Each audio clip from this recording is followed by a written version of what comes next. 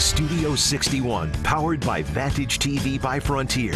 All right, 9:43 now, and we're going to get to our interview in just a second. But first, some breaking news here. The AP reporting Red Sox manager John Farrell is out as skipper of the Red Sox. We will have more on that coming up, and of course, as we get it, we'll put it on our website, fox61.com. All right, coming up in just, I believe it's 10 days and ticking, the snow meets the tropics at the Ski, Sun, and Travel Expo. Lots of things to learn if you're planning a getaway for the next couple of months. You want to come and pay attention to guests like our next one. This would be, we want to say hello to Marcia Kirsch with the Wethersfield, the president of Wethersfield Travel. Nice to have you here. Thank you. We were spending the last couple of minutes talking about all the places to go when it's cold in Europe and why that shouldn't deter you at all, because... Yeah. Because we have direct nonstop flights out of Hartford now.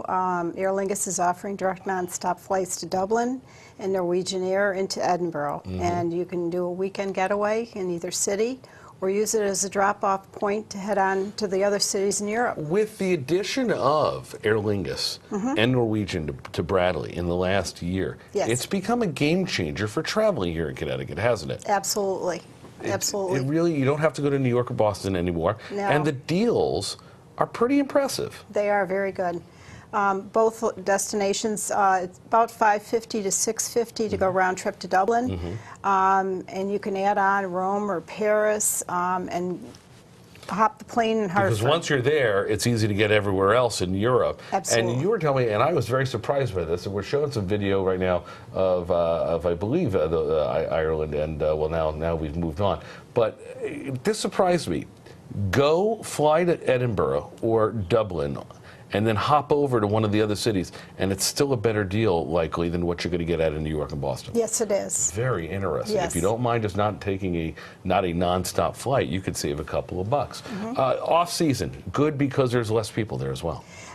Yes, absolutely. No lines, or I shouldn't say no lines. The lines Low are much shorter Sure. to get into the Vatican or get into the Louvre, any of the museums over there.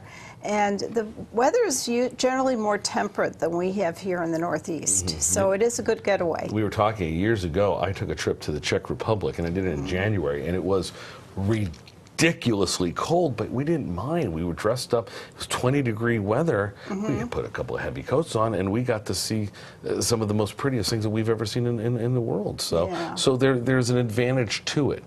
In terms of heading over there, with obviously with everything that's happened in the Caribbean, this is going to probably make the trips over to Europe a little more welcome, so to speak. Enticing, yes. But does that mean I have to cover my bases nonetheless still with travel insurance? Absolutely. We always recommend travel insurance.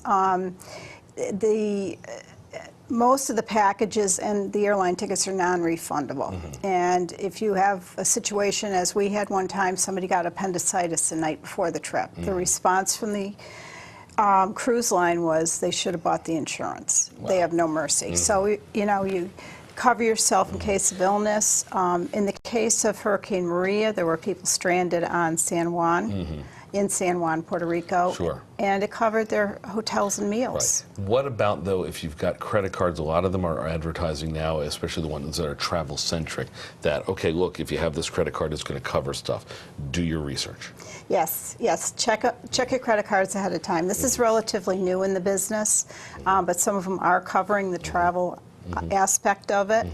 You've got to make sure the medical aspect is also covered in case you have a medical emergency abroad. Right.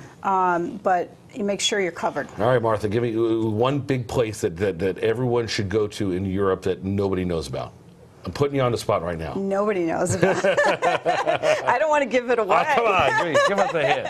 No? One of my favorite trips was the Amalfi Coast. Okay. But a lot of people know about it, unfortunately. Well, that's fine. But I mean, again, it's not Rome, it's not Paris. It's something a little bit off the beaten path that is really nice, especially this time of year. It sure If you is. want more tips, Martha's got them waiting for you at the Sun Ski and Travel Expo. That's coming up not this weekend, but next weekend over at the Aquadorf. Thanks for coming in. Thank you. We appreciate it. Good tips as always. All right, we're up in the kitchen. Coming up next, Erica is going to talk to a chef involved in Connecticut Restaurant Week. There goes all the accoutrements.